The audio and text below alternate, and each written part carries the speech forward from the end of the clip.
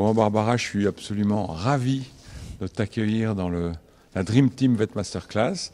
Donc, tu vas prendre la direction de notre tout nouveau module d'imagerie.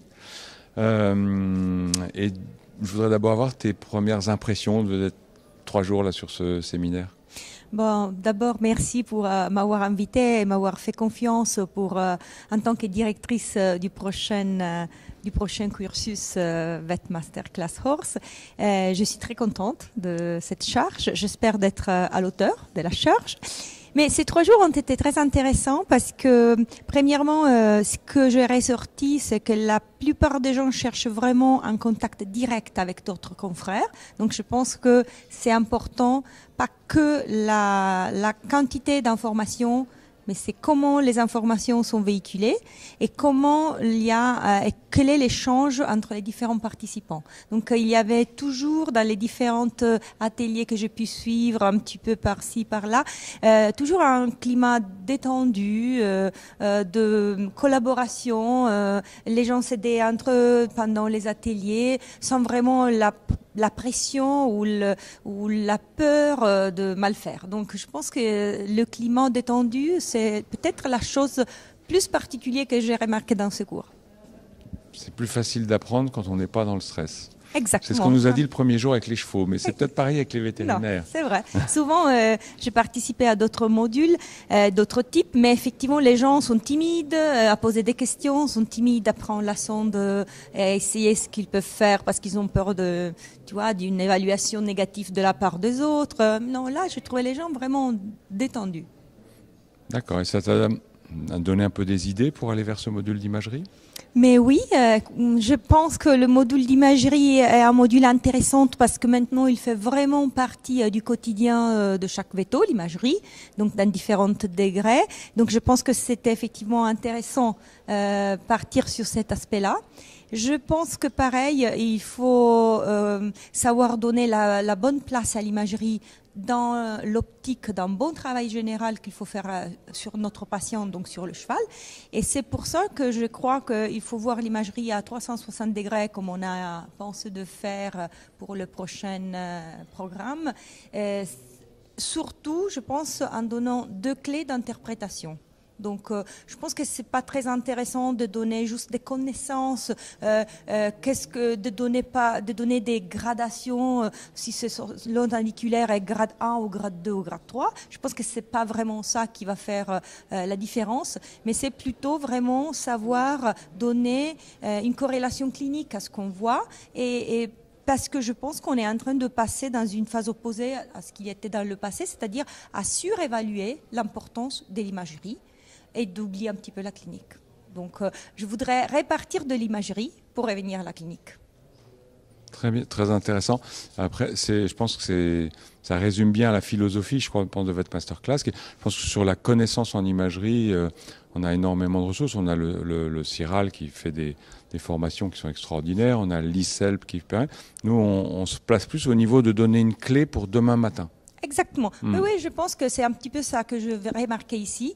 Les gens ne pensent pas d'arriver ici pour sortir en tant que spécialiste en médecine interne cette année, par exemple, ou en cardio ou en ophtalmo. Et donc, je pense que l'ISELP, c'est un cursus différent, plus avancé, qui a une optique différente et qui peut très bien être la suite à notre module imagerie. C'est-à-dire que ce que nous, on pense de faire, c'est quelque chose, entre guillemets, plus à la base pour donner des idées et des envies pour progresser encore sur des choses encore plus avancées.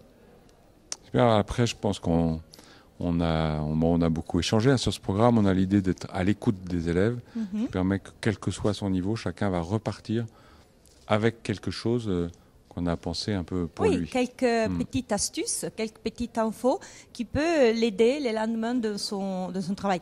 Bon, même à l'ISELP, je pense qu'on part toujours avec des choses, mais je trouve que de temps en temps, arriver trop jeune, d'un point de vue professionnel à l'ISELP, ça ne nous permet pas de vraiment acquérir toutes les infos et les utiliser immédiatement. On est un petit peu trop jeune certaines fois, et donc on a besoin d'arriver déjà, à mon avis, avec de base avant de s'immerger dans un vrai bain d'infos comme ça peut être un cursus avancé de l'ISEL par exemple.